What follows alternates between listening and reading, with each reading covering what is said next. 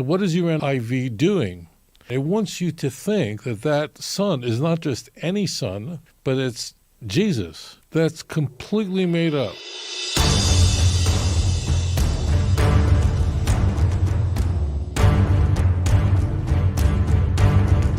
Caller, you're live on the air. Please tell us your name and where you're calling from.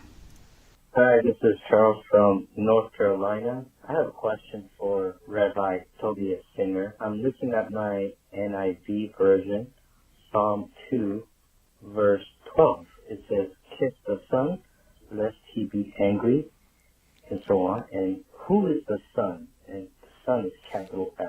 Thank you. Well, that's what happens when you use a new international version. I would encourage viewers who worship the God of Abraham, Isaac, and Jacob not to use anything that's called new, because the faith of Israel is very old and unchanging. This is not like detergent or soap where you want the newest kind. This is the Jewish faith, and you want to go back to the original scriptures. When you use translations, which are commentaries, you get yourself into a bunch of trouble. Ordinarily, I don't recommend translations because every translation really is nothing more than a commentary. In Psalm 2, verse 12, the church altered the text, and the NIV didn't start it. It started a long time ago. The text says, Nashku var pen yena. What does that mean? Nashku. It's a command. It's also a homonym. So the word neshek can mean to arm, like if you're in Israel and they ask you, Yesh cha neshek, the security guard is not asking you for a kiss. He's asking you if you're armed, if you're carrying a weapon. And it's very important when you're going through Israeli security to get that one straight. Now in Hebrew, the word var means purity. So the text is saying in Psalm 2, verse 12, arm yourself with purity, pen yenaf, lest he be angry. What do the Christian Bibles have to do? They'd much rather have it kiss the Son. So imagine you have Microsoft Word. When using your trackball or mouse, you select in the words, arm yourself with purity, and you type it instead, kiss the Son. And then you go further, you put a capital S on Son. Now that's really wild, because if you go to an NIV or King James, NIV is not the only one who does this. They actually put a capital S on there. I hope you realize why that's problematic.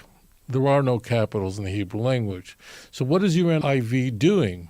It wants you to think that that Son is not just any Son, but it's Jesus. That's completely made up. There's no capital letter in the Hebrew language. If you spoke Hebrew, of course, you'd know that immediately. People would say, Zebarur. This is clear. Bar levov, a pure heart. So whether you go to modern Hebrew, biblical Hebrew, bar means pure, clear. As in Psalm chapter 24, verse 4, Neki chapayim uvar levov, which means the one who has clean hands and a pure heart. Now tell me this, why in your NIV, why does the word var there mean pure, but in the 12th verse of the second chapter it means son? Why don't you capitalize pure in Psalm 24? Well, the reason is that it has no Christological implications. Now, here's how the card trick works. You go, well, how did that happen? Well, in Aramaic, the word bar means son. There's no Aramaic in the book of Psalms. None at all.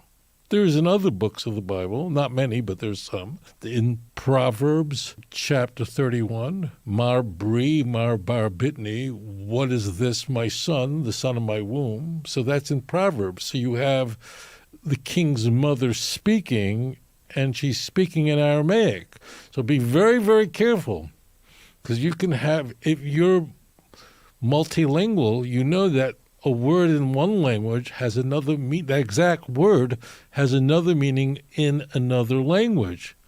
Boy, you can have a lot of fun with that. So all you have to do is change one word and suddenly you have a brand new message. Nashku var pen yenaf means arm yourself with purity lest he be angry.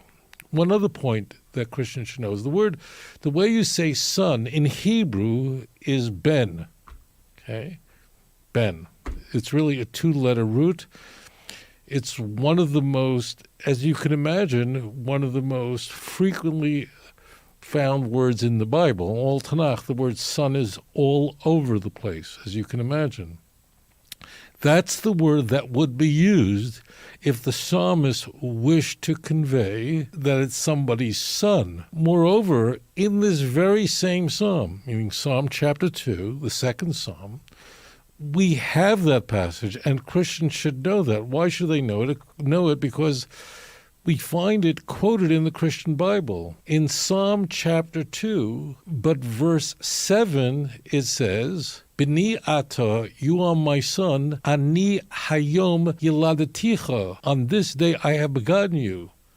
Oh, that's really familiar. Oh, that's in the Gospels. That means that Psalm 2 verse 7 here is so interesting. Psalm 2 verse 7 is quoted in the Gospels at Jesus' baptism. Okay? You are my son. That will be Mark's heavenly voice when Jesus is getting baptized. I don't mean to bring the New Testament into this, but it's really important here. That means that in that same chapter, but just a handful of verses earlier than verse 12, we have the word son, and the word there is b'ni. B'ni means my son. The root is ben. Right? It's the same exact word. So we can see clearly that if the author of that chapter wanted to say son, he would say it in Hebrew. Got it? I mean, I don't know if you understand how mind-blowing this is. The same chapter, verse 7, we actually have a legitimate use of the word son. Okay? Now, this is called an enthronement psalm, which means King David is being inaugurated by God, and he's warning the world. The context is that the kings, be careful. Don't defy the Davidic dynasty, and God's going to crush all of you if you do. Okay, so this is called the enthronement psalm. And in fact, King David then quotes God, you are my son. God is speaking about King David. And the correct word is used there, b'ni, right? But then when we just dial forward a little bit to verse 12 of the same chapter, it's the same chapter. I'm not kidding. Please, what do I always say to you? Please look it up for yourself. In verse 12, we have nashku var, which you're translating as what? Kiss the son? No, we already know from verse 7 that the way you say son is ben or b'ni, my son, right? How do you, play with the Bible? Moreover, just as an aside, if Psalm 2:12 said kiss the son, don't you think the Christian Bible maybe might have quoted that? Well, it doesn't, because no one made it up yet. No one invented it yet. So it's not in the New Testament. Moreover, I know what some of you guys are thinking. Some of you guys are wondering, well, maybe it's in the Septuagint or something. It's not even in the Septuagint.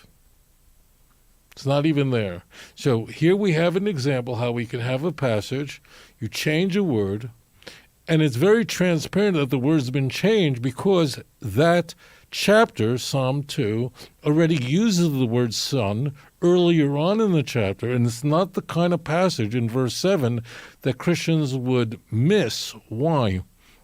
Because it's very famous in the Christian Bible, in the Gospels, in the baptism scene. Okay? There's a variant of this is my son or you are my son, depending on which gospel and I'm not going there. You should know that already. So change the word ba means pure, clear. Zebaru or lo. Is this clear or not? That's how you say it in Hebrew. That's how you'd say it in biblical Hebrew. That's how you'd say it in modern. It doesn't make a difference. Bar means pure. It means clear. So what I say to people is this. I mean, you're watching this show rather than reruns of Seinfeld or Breaking Bad. That means you care about the God of Israel. You've got other things to do with your life, right? Don't you want to go to the original? Right? You don't want to watch a poor magic show, right, done by a 7-year-old. That's not entertainment. That's what's happening here. So just go back to the original, look it up for yourself. Thank you so much for your thoughtful question. אדון עולם אשר מלך בטרם כל יציר נברא לעת נעשה בחפצו כל אזי מלך שמו נקרא ואחרי ככלות הכל לבדו ימלוך נורא והוא היה והוא עובר והוא יהיה